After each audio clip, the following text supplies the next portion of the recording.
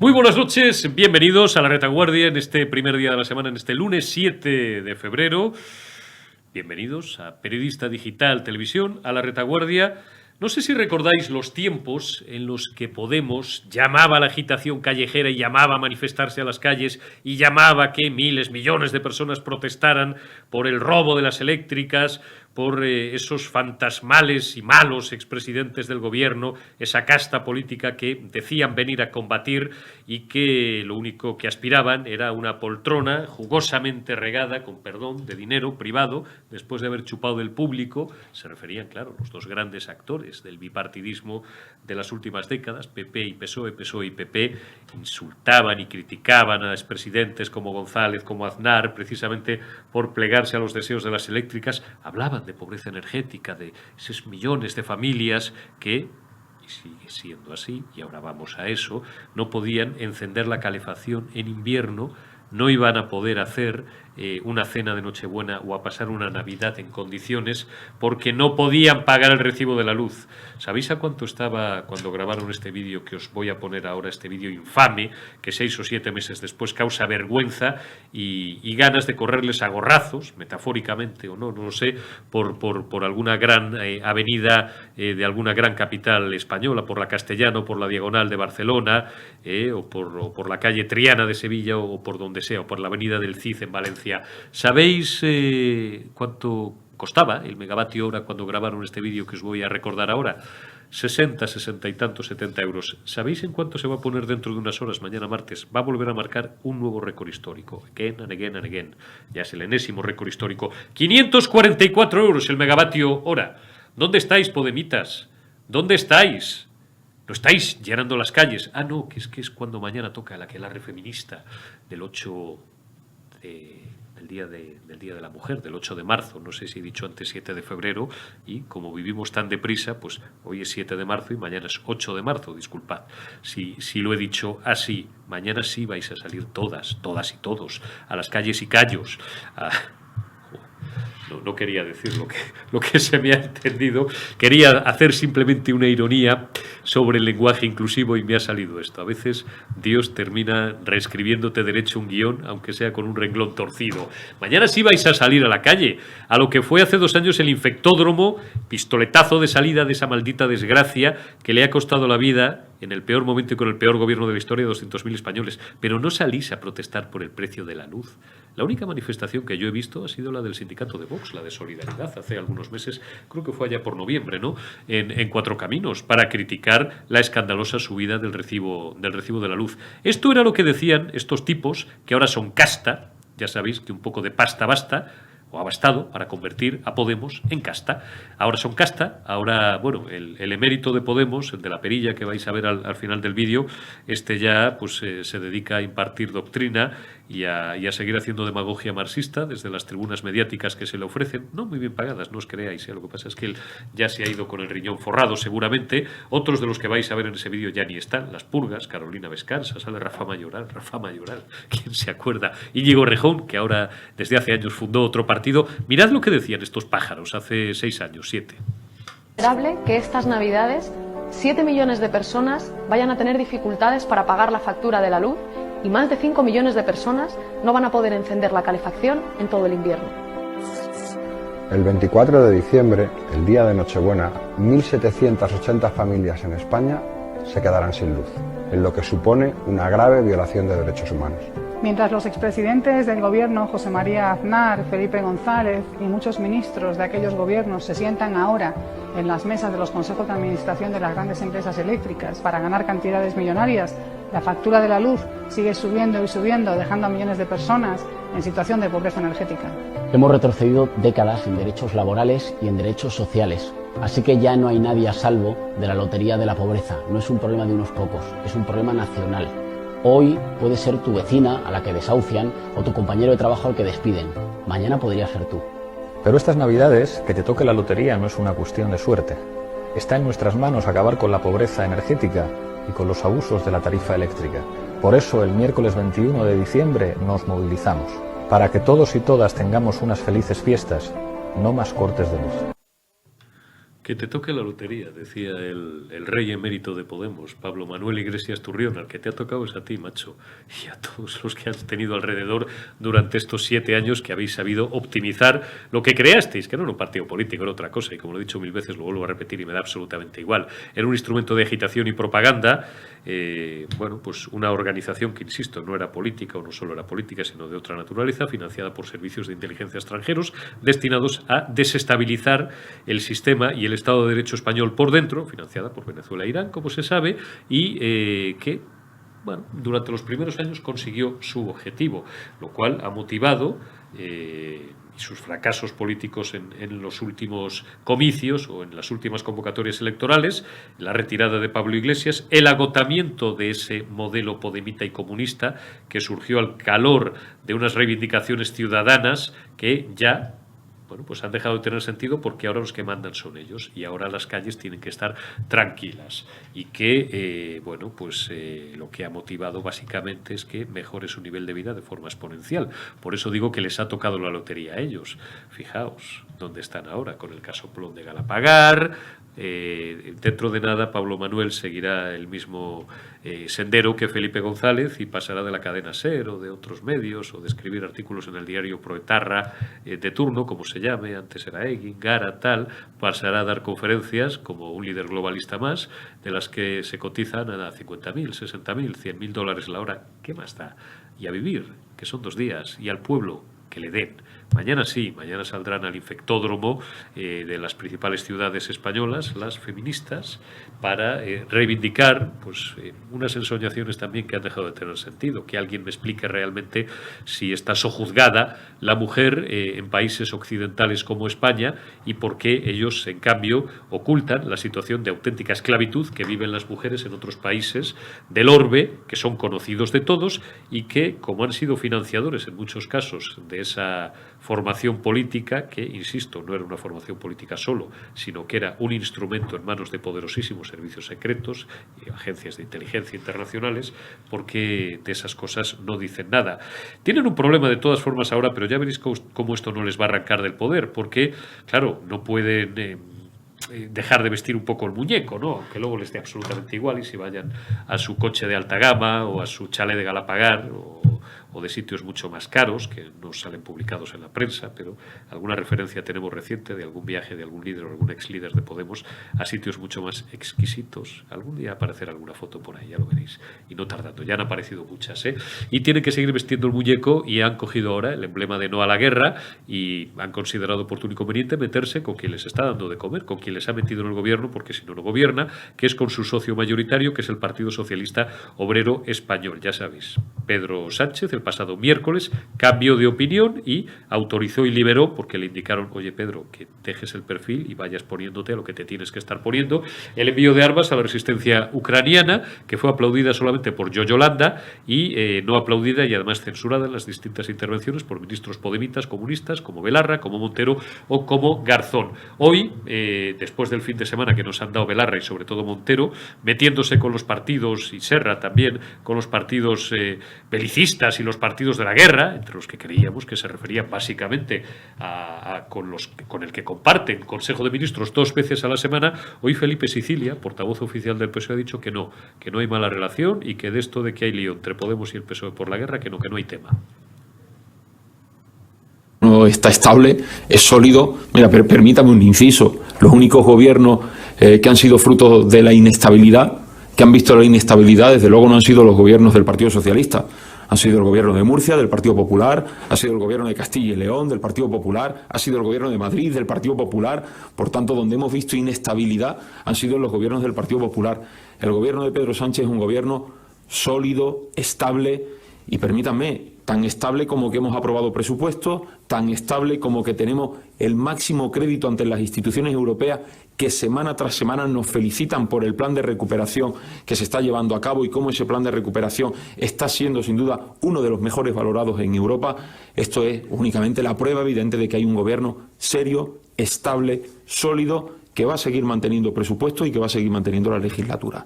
Y creo que hoy las declaraciones que hacían algunas de las portavoces de Podemos, bueno, pues venía a ratificar esto que yo le digo y que ya el presidente del Gobierno había dicho en días anteriores. El Gobierno está fuerte, no hay ninguna división en el Gobierno y lo que hay, sí, es cierto, son algunas discrepancias en torno a una medida concreta, pero discrepancias dentro de un partido que es verdad que está en el Gobierno, pero como digo, no hay grieta en el Gobierno. En todo caso puede haber discrepancias en torno a una medida en uno de los partidos que conforman, en el partido que conforma el Gobierno junto al Partido Socialista. Pero el Gobierno, como les digo, está fuerte y sólido. Y bueno, creo que es evidente que el Partido Socialista es el partido del no a la guerra de Irak y del no a la guerra de Putin, porque no nos engañemos, hoy Ucrania está siendo invadida por Putin, hoy Ucrania está sufriendo, su población está sufriendo porque ha habido una decisión que se salta todo el derecho internacional, la Carta de Naciones Unidas, y esa decisión es la decisión de Putin. Por tanto, esta es la guerra de Putin a la que decimos no. Lo mismo que dijimos no a la guerra de Irak. Saludamos en este punto a nuestro buen amigo Fran Blanco Argibay. Fran, ¿cómo estás? Muy buenas noches. Pues estamos, que no es poco, estamos. Muy buenas noches. Qué buen aspecto tienes, cómo se ve que te has hinchado a correr esta mañana, 10, 12 kilómetros, no sé en cuánto estás ahora, a las 6 de la mañana por la sierra, eso tonifica. A ver si soy capaz de cambiar yo mis costumbres y mejoro también el color de cara, que tú tienes la cara tostada, pero por lo menos es del sol de la sierra. Oye, Fran, aquí no dimite ni Blas. Estas podemitas, estas comunistas, no se van ni con la Guardia Civil, ¿no? Estarán en el no a la guerra y en los partidos belicistas, los partidos que financian la compra y el reparto de armamento a estos nazis, hablo irónicamente, por supuesto, a estos rebeldes ucranianos, aunque ya hemos oído en el editorial de cabecera que tanto PSOE como Podemos rebajan la tensión, pero ¿qué tiene la mamandurria y qué tiene la poltrona? Sobre todo para la izquierda, que aquí no se va a su casa, ya te digo, ni Blas.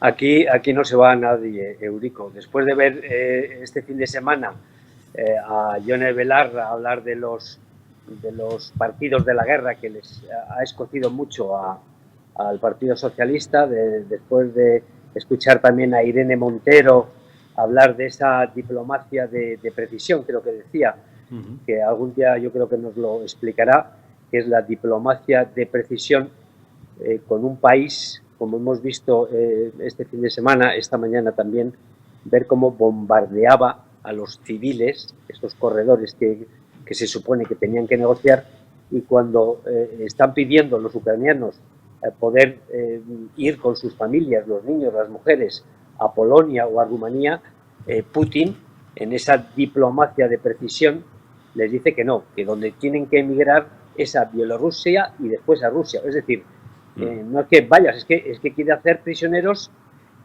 a 2, 3, 5 millones de ucranianos, y fíjate tú qué país se puede sentar a negociar esa diplomacia de precisión cuando tiene a 4 o 5 millones de sus ciudadanos prisioneros del país que les está invadiendo. Es que esto no tiene ni pies ni cabeza. Bueno, pues después de escuchar este fin de semana en mítines de no a la guerra, a esa diplomacia, pues luego ya hoy Isa Serra, que es la portavoz de Podemos, ya matizar que no, que ellos no decían, que todavía pueden seguir hablando, en fin, que tenemos un gobierno dividido en dos, cada uno va por su lado, nunca mejor dicho, hace la guerra por su cuenta, pero van a seguir con sus sueldos, con sus sillones y con sus coches oficiales. De eso podemos estar plenamente seguros. De otras cosas, de cómo vamos a salir adelante, hay todas las dudas, pero de eso, en eso 100% de posibilidades de que va a seguir desgraciadamente así, Eurico. Claro, tenemos el poder, es la mejor argamasa que existe, sobre todo para la izquierda, que se aferra a ese poder y a ese cargo, a esa poltrona, como percibe la roca, porque a ver en dónde, si no, porque de juez, aunque seas magistrado o magistrada, se gana bastante menos, aunque es grupo A de la Administración, nivel 30 supongo que estas cosas no han variado en las últimas 2 décadas. Vicky Rosell, por ejemplo, se puede ganar la vida, pero no así otras cometartas, con perdón, porque estas se dedicaban a subir las tartas que le regalaban a la jefa Irene Montero en TikTok. Digo que los podemitas se aferran como Percebe la Roca, porque a ver dónde iban a manejar semejante presupuesto, semejante cantidad de pasta. Me refiero al Ministerio de Igualdad de la excajera, de la señora Montero, que tiene un presupuesto de 500 millones de euros anuales y que, como hemos visto en un vídeo, en un spot de Podemos de hace alrededor de 6 años, creo que eran las Navidades de 2015, pues se mostraban dolientes. Bueno, Irene Montero sí salía en ese vídeo, y salía, bueno, gente que no está, porque estos luego se van purgando entre ellos. Salía Rafa Mayoral, salía Íñigo Rejón, que ya no está en Podemos, salía Carolina Vescanza, y al final salía el rey emérito de Podemos, Pablo Iglesias, rematando la jugada y hablando de esa pobreza energética y haciendo demagogia. Entonces, el kilovatio hora, Fran, estaba, como tú recuerdas, a 60 más o menos, entre 60 y 70 euros el megavatio hora. Mañana martes vamos a batir un récord, ya lo he explicado al inicio de este programa, de 544 euros el megavatio hora. Por no hablar del encarecimiento de otros productos de primera necesidad. Al final todo está relacionado y el tema se endiabla con la guerra. Y no han salido a la calle ni un solo día para protestar, porque claro, protestarían contra ellos mismos, entre otras cosas, pero sí iban a salir mañana a la aquelarre feminista del 8M. Por tanto, concluimos una vez más, again and again and again, desgraciadamente, y parece demagogia, pero no lo es, que la izquierda lo único que está es en sus cosas, en su sectarismo, pero no en el bienestar de los ciudadanos, a mí no me gusta nada lo de bien común, prefiero hablar del bien de todos. Lo del bien común es una cosa que me suena rara, me suena un poquito globalista, y por tanto procuramos ya evitar desde hace tiempo esa expresión. Digo que estas están en sus mamandurrias, con perdón, en sus 500 millones de presupuestos, en los 100.000 pavos que cobran de media las asesoras de la señora Montero, y bueno, pues sí, mañana en retratarse en esa manifestación feminista, que además no es feminista, dentro de la peculiar manera que tienen estos sujetos y estas sujetas, por utilizar su lenguaje inclusivo, de entender el feminismo, que tampoco es la clásica, que le pregunten a Lidia Falcón, si no, Fran. Sí, Eurico, cuando hablabas de la pobreza energética, cuando hablaba Irene Montero hace unos años, llegaron a decir, acuérdate, que esa pobreza energética, cuando Rajoy subió la luz un modestísimo 8%, cuando el megavatio estaba a 60 euros y ahora está, creo que va a llegar a 540 y hablan de un 700, pues llegaron a decir me voy a ahorrar el adjetivo, llegaron a decir que esto costaba 7.000 muertos por la pobreza energética. Fíjate, ahora, si hiciéramos la multiplicación de muertos, ¿qué pasa? Que ya no les importa, en fin, las penalidades, las penurias que está pasando la población española. Es que estamos hablando de un precio totalmente disparatado de la energía, de la luz, del petróleo.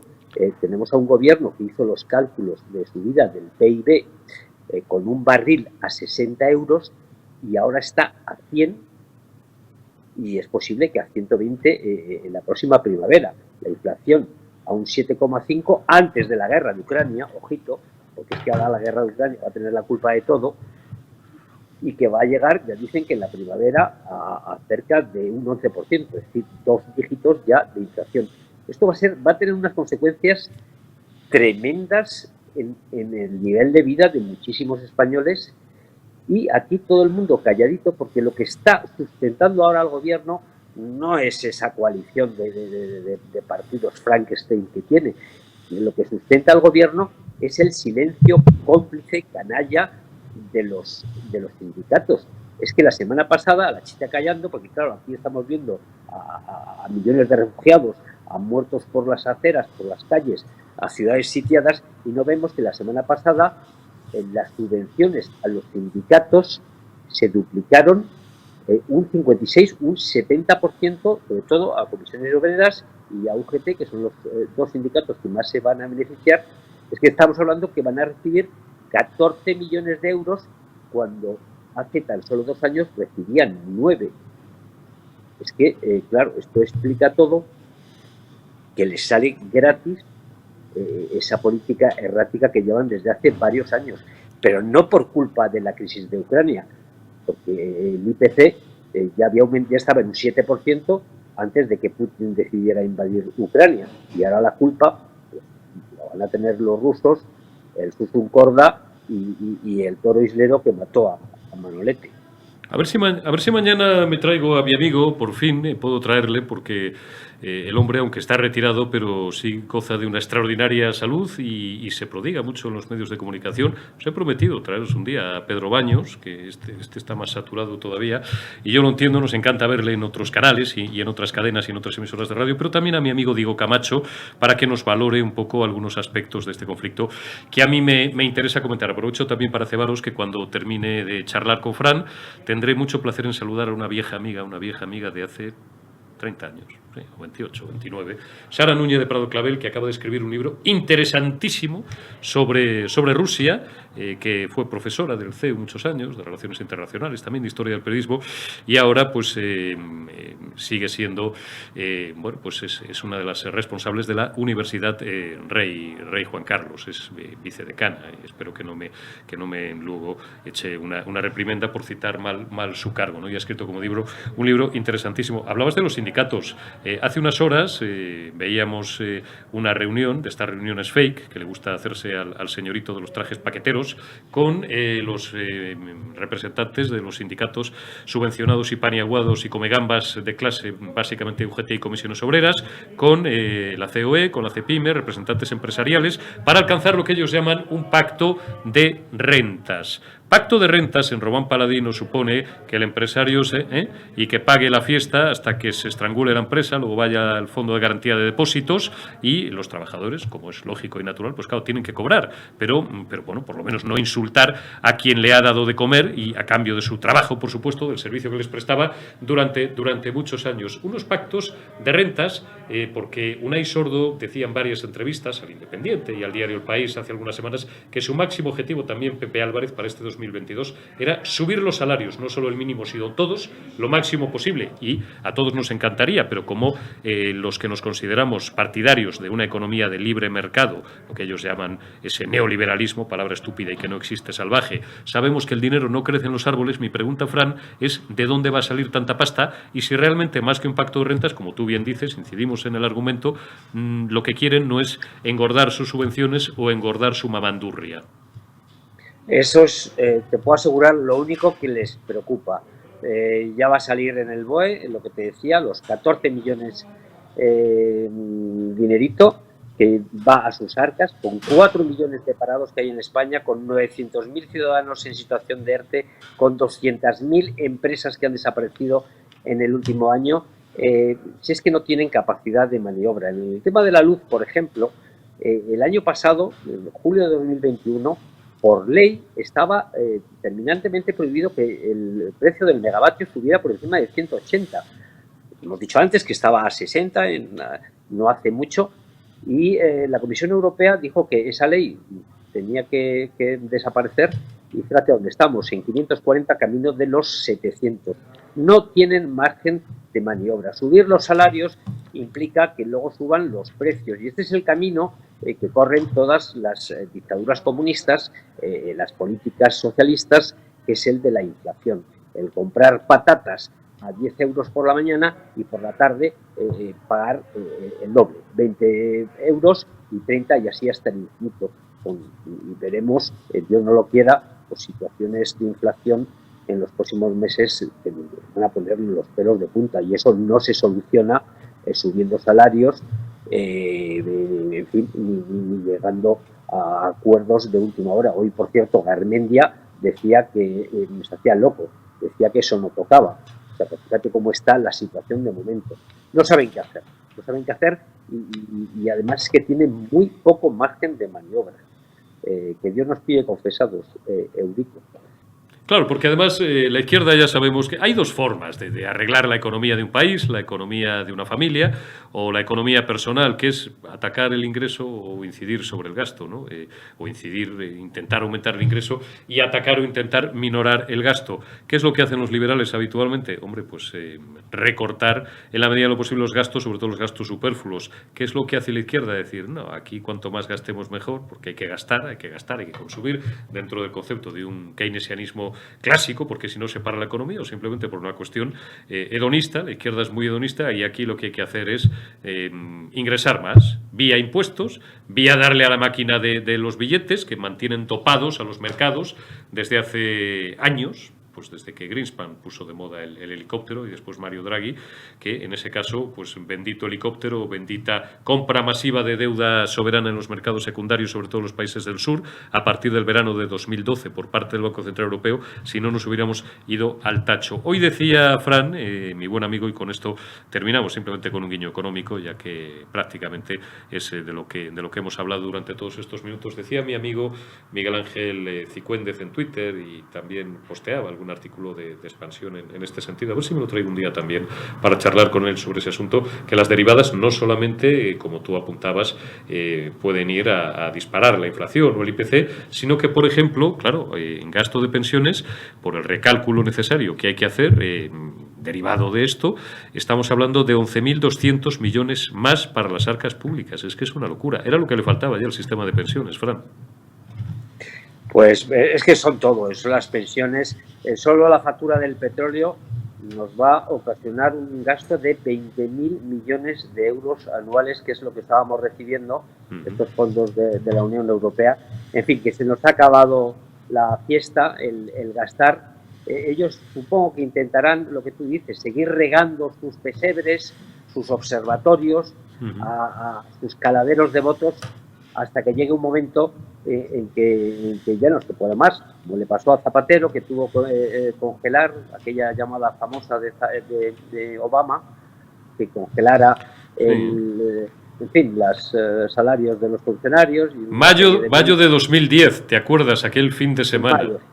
Mayo de 2010. La carita que puso en el Congreso cuando tuvo que anunciar eso, y porque claro, que le dijeron, algo ya, porque España va a acarrear otro efecto dominó y España es la cuarta economía de la Unión Europea. Pues, y Zapatero no era peor que esto. O sea, imagínate lo que está por venir, lo que todavía nos queda por ver. Yo recomiendo, siempre me gusta recomendar algún libro, habrá alguien que me acuse de pedante, me da igual, pero hay 100 personas que me lo agradecen. En este caso no es una recomendación de mucha calidad, pero sí es muy ilustrativa de lo que está diciendo Fran.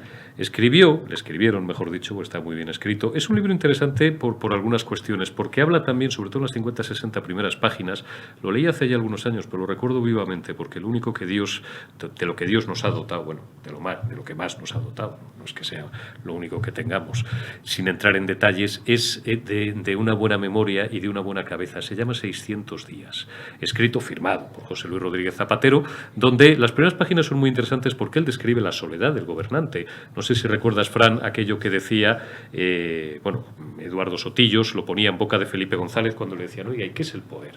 Y Felipe decía aquello de, mira, el poder es que tú puedes tener 600 asesores, o 1.000 y pico, 2.000, como tiene ahora Pedro Sánchez, pero al final, y puedes hablar, puedes pasarte días, semanas, horas estudiando un asunto, ¿no? Y leyendo papeles en función de la envergadura del tema, pero al final el último teléfono que suena es el tuyo, ¿no? Y tú tienes que tomar presidente, y al final, ¿qué hacemos, no? Bueno, pues esto Zapatero lo cuenta bastante bien, porque, hombre, por muy lerdo que seas en 8 años de ejercicio del poder y la presidencia del Gobierno de España, que es la cuarta economía de la eurozona, tampoco es ninguna estupidez, pues algo se te pega, ¿no?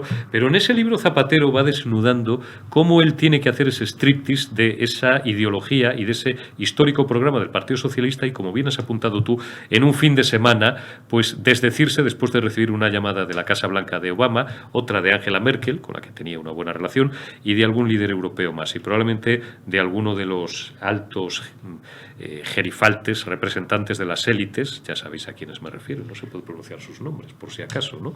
Porque nos pegan una advertencia al canal de YouTube o a lo que sea, le debieron de llamar de varios sitios y en un fin de semana pues tuvo que hacer aquel striptease y congelar las pensiones y bajarle un 5% el sueldo a los funcionarios. Fran Blanco Argibay, ha sido como siempre un placer, te agradezco muchísimo que nos hayas acompañado una noche más en la Retaguardia Periodista Digital. Cuídate mucho, amigo.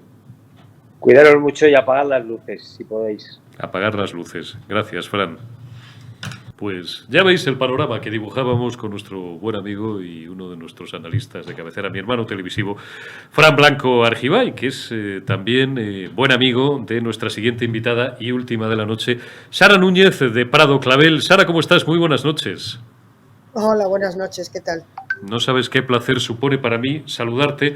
Sara Núñez de Prado es, pues yo creo que una de las personas que yo más admiro y más respeto en cuanto a dominio de todo lo que tenga que ver con la geopolítica, con las relaciones internacionales, por lo menos en el ámbito universitario. Antes he hecho referencia a dos buenos amigos, al coronel Pedro Baños y al coronel Diego Camacho, que son especialistas, coroneles de alto Estado Mayor, expertos en inteligencia y que saben mucho también, pero hoy me interesaba un punto de vista más académico, por supuesto, y por tanto menos político y menos politizado. Se está haciendo mucha política y sobre todo mucho politiqueo en estos días, en los que hasta, no voy a citar ninguna profesión porque el otro día alguien me lo recriminó y con razón, pero bueno, gente corriente, dicho sea con todo el cariño, que no digo que no supiera dónde estaba Ucrania, pero que hasta hace unas semanas, pues en fin, podía constituir la situación en aquella zona su prioridad número 3556. Ahora polemizan en las redes con un ardor y con una pasión, y si les discrepas o les llevas la contraria, discrepas de sus argumentos, te insultan.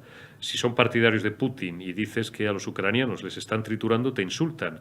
Y si bueno, pues dices que lo de Putin no es una invasión, no sé cómo lo llaman ellos, ha prohibido hablar de guerra y ha instaurado una censura muy férrea. Y los periodistas en Rusia solamente pueden referirse a esto como operaciones especiales, pues te insultan los otros. Al final, esto es España, no es Esparta, nos gustaría ser Esparta, ojalá, pero esto es España. Y quería yo tener hoy a Sara Núñez de Prado y Clavel, porque acaba de dar a la imprenta, como decíamos antes, un libro que lleva el título de Historia de Rusia, de la Unión Soviética a la Federación Rusa, editorial Síntesis. Os recomiendo su lectura. Yo os confieso que no he tenido tiempo, porque no he tenido tiempo físico de leerlo entero. Sí he visto los primeros capítulos, lo he visto en diagonal y de verdad es apasionante para entender no ya las raíces históricas del conflicto, de la guerra en la que estamos, no la voy a calificar para no incomodar a Sara, en la que estamos metidos desde hace 11 días o 12 días, sino para entender muchas claves históricas que son las que nos llevan, con carácter mediato y con carácter inmediato, a lo que estamos viviendo. ¿Cuál es la tesis? Te hago una pregunta muy genérica, Sara, para quien no haya leído o no conociera todavía tu libro, para animarle a comprarlo y sobre todo a leerlo. ¿Cuál es la tesis fundamental y lo que tú explicas en esta obra? A ver, lo que yo explico, bueno, buenas tardes, muchas gracias por la invitación. Lo primero, es un verdadero placer y además estar con Eurico siempre es un placer en cualquier momento y te agradezco mucho.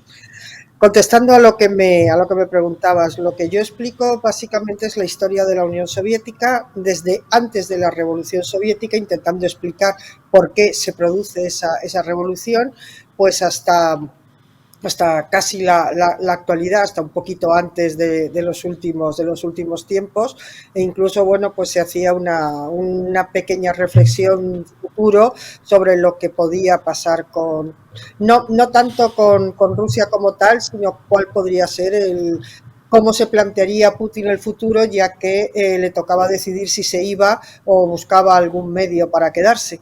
Ese es un poco lo que el libro contiene. Hay un capítulo que yo creo que es interesante porque habitualmente no se ha hablado de esos temas, que se refiere a todo lo que genéricamente conocemos como Asia Central, básicamente, y ese es el libro. Está claro. Vamos a ir por partes. Bueno, claro, encontrar un medio para mantenerse en el poder, pues como le suele ocurrir a otros sátrapas como Maduro, pues cambia la Constitución sin querer comparar a Putin con Maduro. No, voy a intentar utilizar la brocha lo menos gorda posible y lo más fina posible, porque precisamente estoy hablando con alguien que lleva décadas en el mundo de la universidad y que, pues a los periodistas que vivimos más de la urgencia y del comentario rápido y a veces liviano, pues siempre nos hace tentarnos la ropa para bien. Vamos a ir a las motivaciones, o vamos a intentar entrar, Sara, si te parece, sin política ni politiqueo, llega hasta donde quieras llegar, por supuesto, pero en las motivaciones, ¿qué pasa por la cabeza de Putin para tomar la decisión que ha tomado? Hay razones históricas, es decir, él no es que no respete Ucrania, es que para él Ucrania no existe. Es decir, esto no es ni bueno ni malo, esto es así porque para él Ucrania es una parte de Rusia. Igual que, bueno, no quiero compararlo con regiones que no son más cercanas porque inmediatamente entraría en terreno pantanoso. Entonces, Ucrania es parte de Rusia, por tanto, él lo considera su territorio, como consideraba hace 8 años, en 2014, cuando invade la península de Crimea, considera que Crimea es suya y considera que Donbass, por ejemplo, una de las regiones más orientales, como ya todo el mundo sabe, hasta cualquier persona de la calle ya sabe que es Donbass, que hasta hace 15 días a lo mejor nadie sabía ni qué era eso. Tú decías Donbass y te decían que era un bar de copas de Madrid, pues ahora ya todo el mundo es experto en Donbass y sabe o cree saber que presuntamente la población ucraniana de Donbass llevan 8 años bombardeando a los ciudadanos rusos, que son mayoría, las cosas como son, y que hablan Rusia todos, porque lo han oído en un podcast que se emite desde fuera de España, con todo el cariño al maestro, y que tiene una repercusión brutal.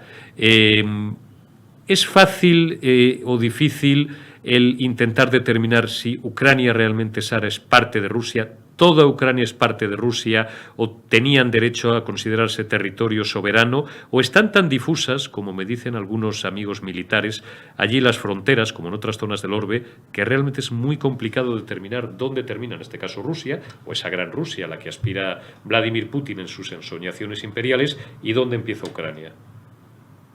A ver, es que estamos mezclando, o sea, con ese planteamiento mezclamos muchas cosas. Uh-huh. Lo primero, a partir del año 91, cuando cae la Unión Soviética, se independizan los países, Ucrania se convierte en un país independiente, entonces a partir de ahí, pues según lo que es el derecho internacional, no podemos seguir diciendo que Ucrania es parte de Rusia.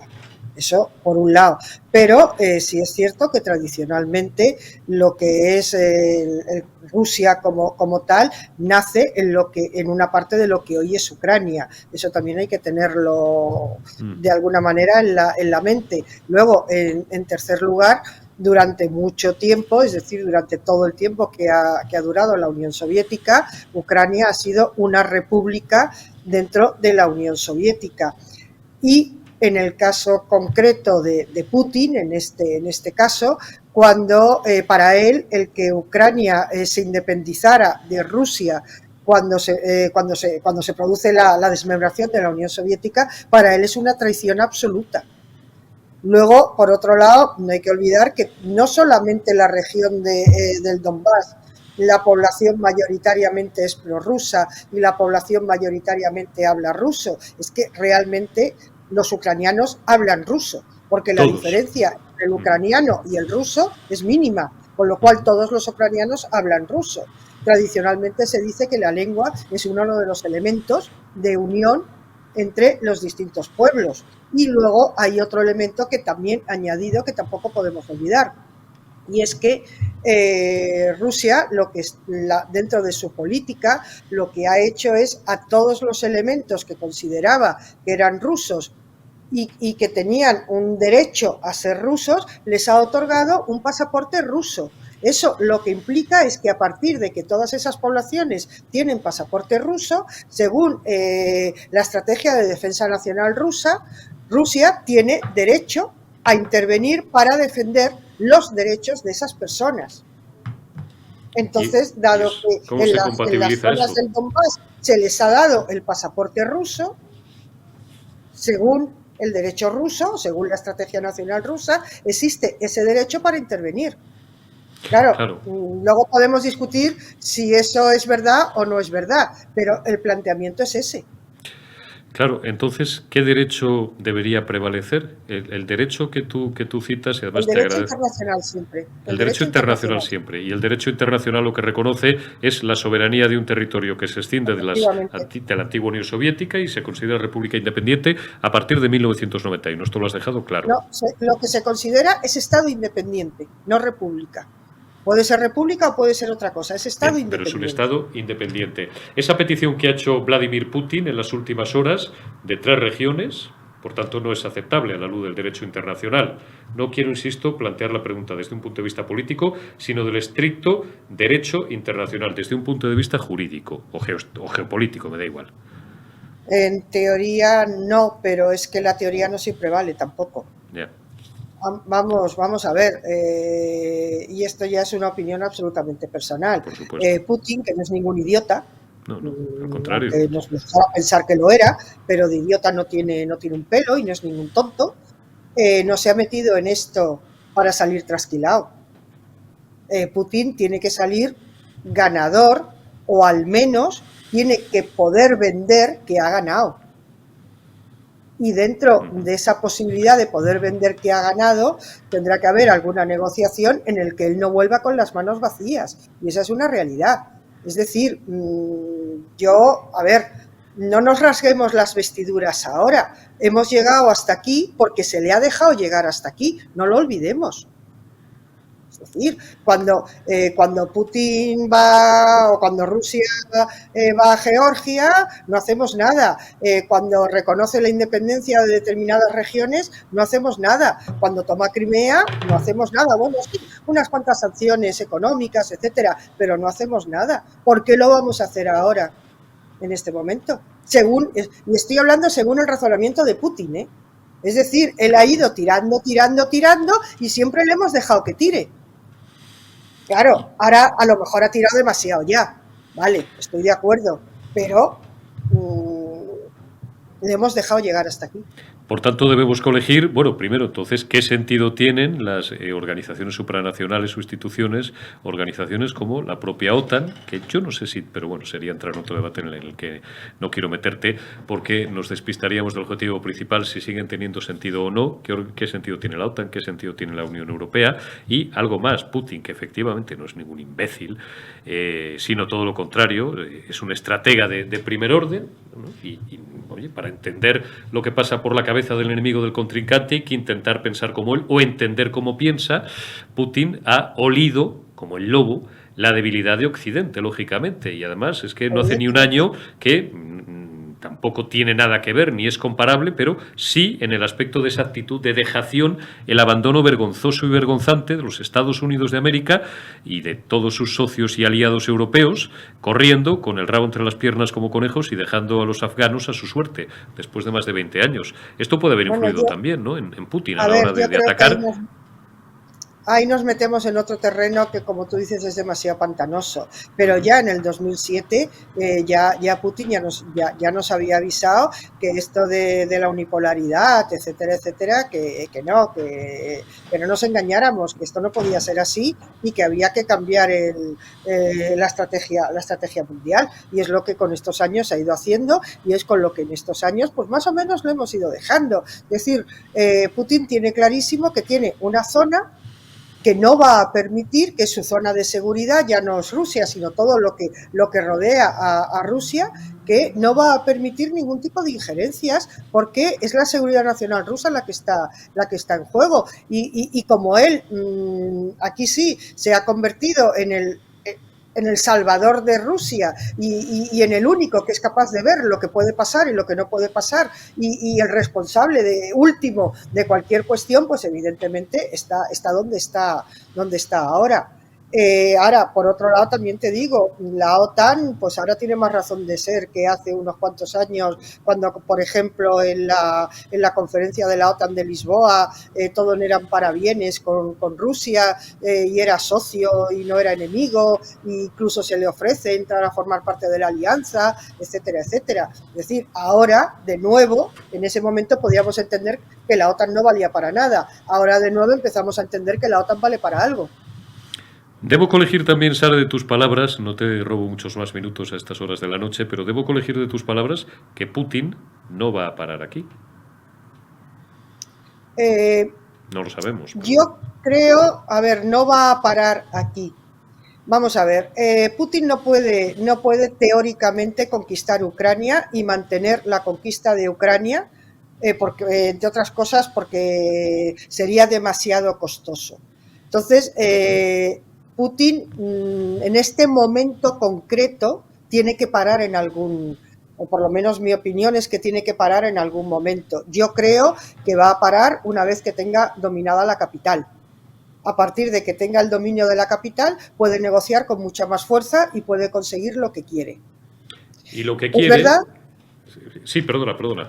No, quiero decir, es verdad que si le damos lo que quiere, cabe la posibilidad de que de aquí a X tiempo, pues por ejemplo, vaya hacia Moldavia.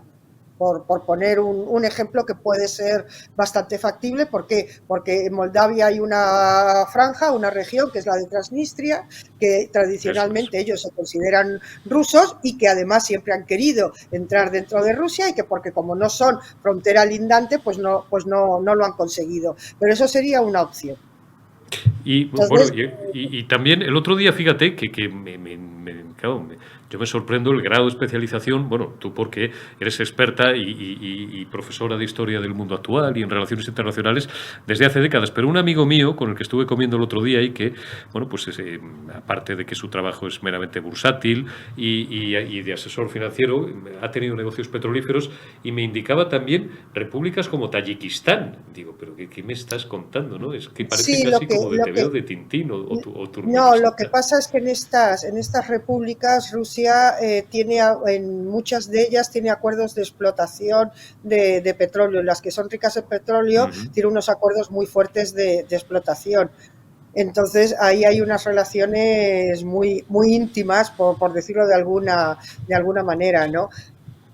Y luego, pues tampoco olvidemos que Uzbekistán es un nido de delincuencia internacional importante. Hombre, eso no es ni un paraíso fiscal, eso es un nido, y ahora con el mundo de las criptomonedas, algún día es un nos nido meteríamos en un lío de tres pares de cosas narices. que no, Ahora con que no las se pueden criptomonedas, decir que son un buen públicamente. negocio y son pues un avance financiero al que no podemos cerrar los ojos, porque pues es algo que nos va a hacer evolucionar y de lo que todavía no hemos visto, y todo el mundo blockchain y tal, pero claro, esto facilita que haya algunos agujeros por ahí donde se refugie el crimen organizado, las mafias. Agujeros muy negros, sí. Con el que se financian también, por supuesto, determinados servicios de determinados países que hacen labores de agitación y propaganda como mínimo, de influencia o de presión política y otro tipo de cosas.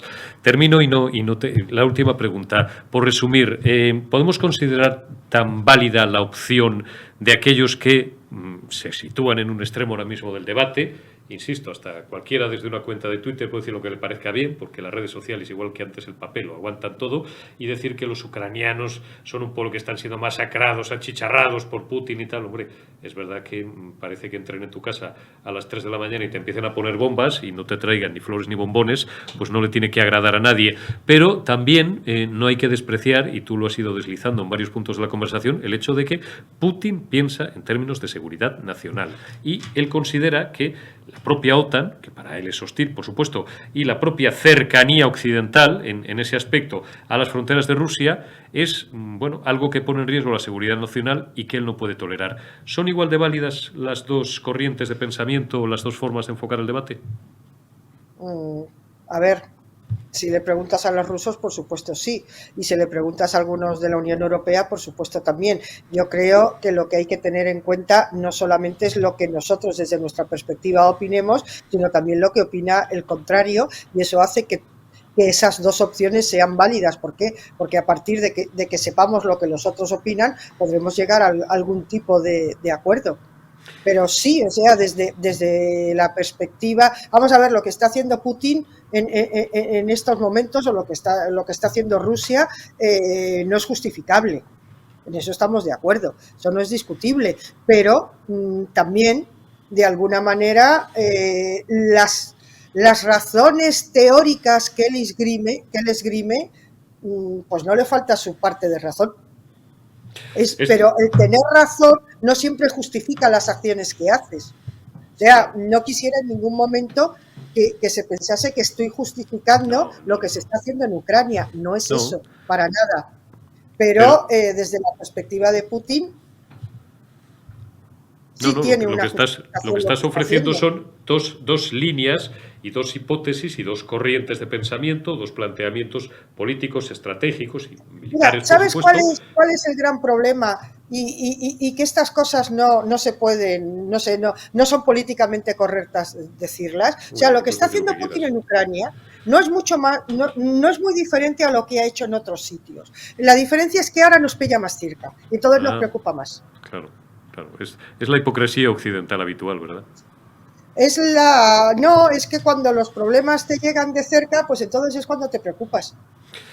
Cuando te tocan directamente. Cuando te tocan o cuando te tocan a las 3 de la mañana. Claro, porque ahora la amenaza es más real. Lo que pasaba en Georgia o lo que pasaba en otros lados nos pillaba muy lejos. Está claro. Pero esto nos pilla muy cerca. Lo tenemos en nuestro Y es que patio. Mañana nos puede pillar más cerca todavía, si lo permitimos. Esa es la realidad.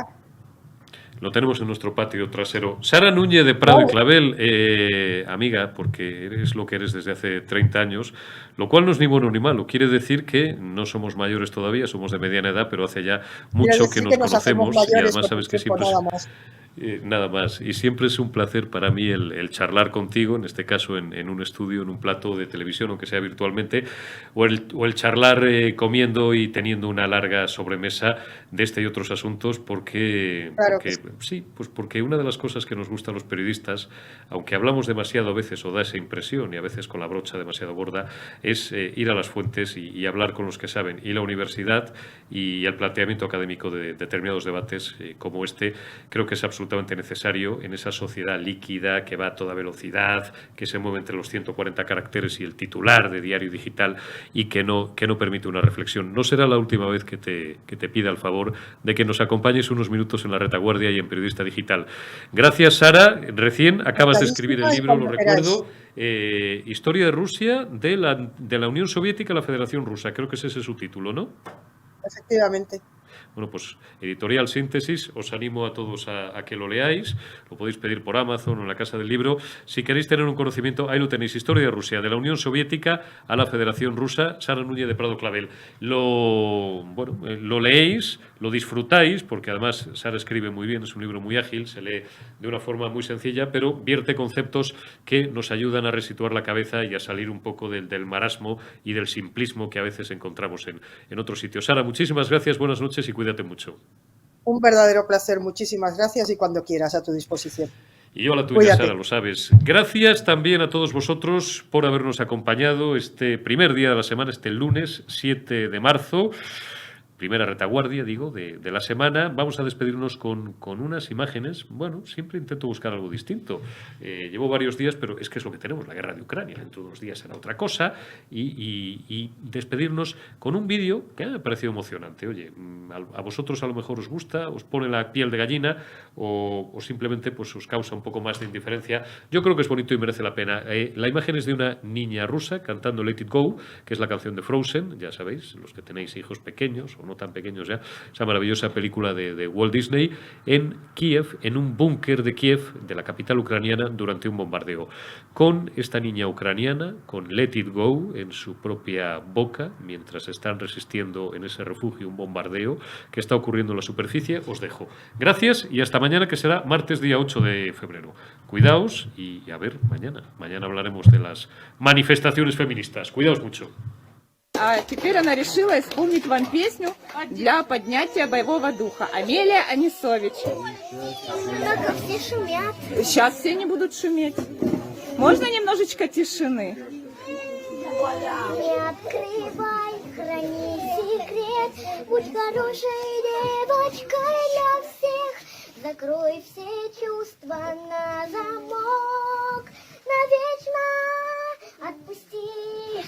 И забудь, что прошло уже не вернуть. Отпусти и забудь. Новый день он кажет путь. Не боюсь ничего уже. шум, ничто. Холод всегда мне был по душе, а я иду все выше на ледяную власть.